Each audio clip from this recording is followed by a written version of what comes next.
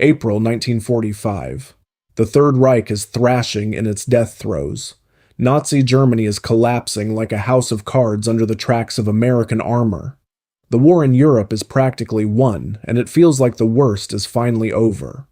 But it is during these exact days that America's fiercest, most uncompromising, and most lethal commander, General George S. Patton Jr., will come face to face with an evil so profound it will silence even him. A man who feared neither God, nor the devil, nor Hitler. It happened on the outskirts of Frankfurt, a massive temporary processing center for German prisoners of war.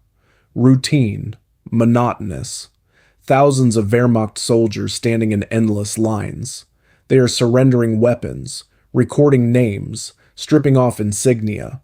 For them, the war is over. They just want to survive and go home.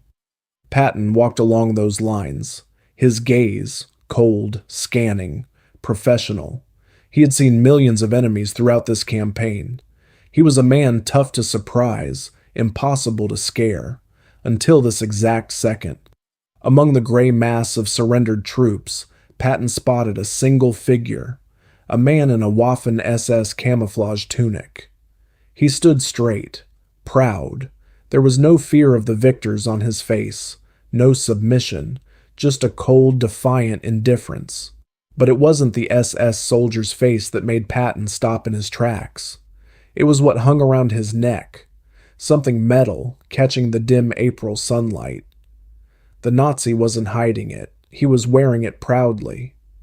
Patton took a step forward, then another. The world around them seemed to shrink until only these two men existed. The general leaned in closer, and in that instant, the air in the camp turned to liquid nitrogen. Around the German soldier's neck hung a necklace, a crude, heavy chain, and on it, dozens of metal plates. American military dog tags. Patton began to count them in his head. 1, 2, 5, 10, 50. 50 dog tags. 50 names. 50 American boys from Iowa, Texas, New York, and Ohio. 50 sons, husbands, fathers, boys who would never, ever make it back home. These tags weren't trophies of fair combat. This man had harvested them, the way a hunter harvests scalps or teeth from killed animals. He was wearing the deaths of 50 Americans on his chest like the highest medal of his life, and he looked Patton dead in the eye. To understand what was ripping through George Patton's soul at that moment, you have to remember the Battle of the Bulge. For the U.S. Army, those were the darkest and bloodiest days of the entire European campaign. It was there that American G's first encountered the sheer fanaticism of the SS divisions on a massive scale. America remembers Malmedy, remembers how SS troops lined up and gunned down over 80 unarmed surrendered American artillerymen at a crossroads, leaving their bodies to freeze in the snow. For Patton, whose Third Army pulled off a heroic winter march to rescue the besieged Americans at Bastogne, this was personal. He loved his boys. He was a brutal commander demanding iron discipline, but he was an American patriot to his very core. To him, every fallen soldier was a personal loss. And now, April of 45. The war is ending. Nazi war criminals are frantically burning documents, changing into civilian clothes, and trying to blend in with regular prisoners. They are banking on American mercy, the Geneva Convention, and the chaos of retreat to save them from the gallows. But this SS soldier wasn't trying to hide. He was one of those die-hard fanatics whose belief in racial supremacy didn't vanish even after the fall of Berlin. An American dog tag is a simple piece of stainless steel. Stamped onto it is a name, a serial number, a blood type, and the address of the next of kin. That piece of metal is the only thread linking a boy killed in a field in France or Germany back to his mother waiting on a farm in Kansas. When a soldier died, the tag was taken to be sent home. To rip it off a dead, or worse, a wounded American and wear it around your neck as jewelry was an act of pure, unadulterated barbarism. It was the absolute desecration of military honor. Everyone around Patton froze, Officers, staff members, military, police. The American soldiers conducting the searches stopped dead in their tracks. The tension was razor sharp.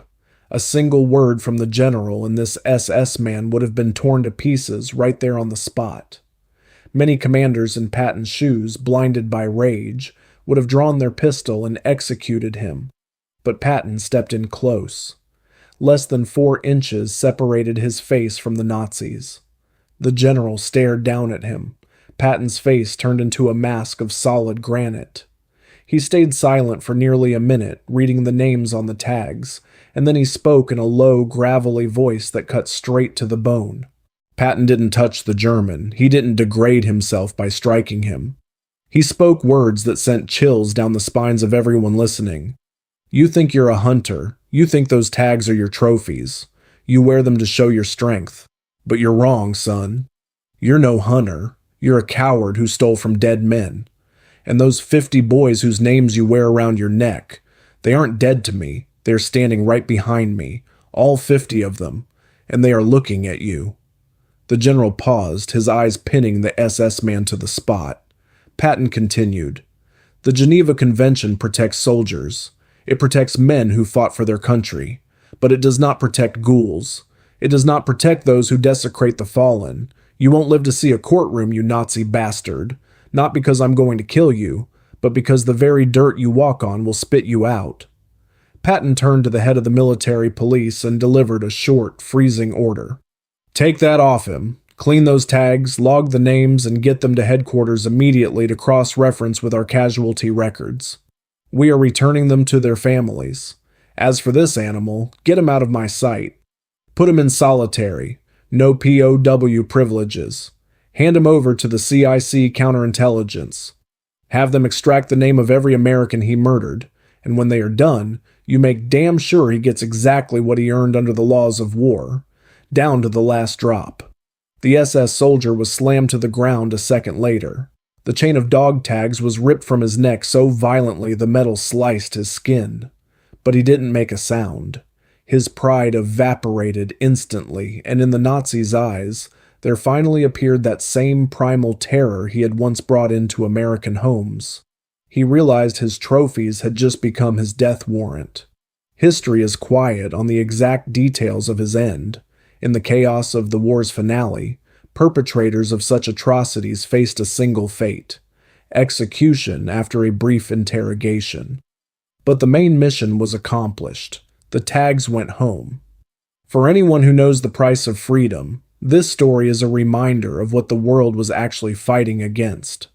This wasn't just a geopolitical battle, it was a war against absolute evil. Against an ideology that turned human beings into monsters who bragged about necklaces made of dead enemies' names. George Patton died just a few months after this incident, the result of a freak car accident. He is buried in a military cemetery in Luxembourg, right alongside his soldiers. His grave is modest, no different from thousands of others. He chose to stay with his boys.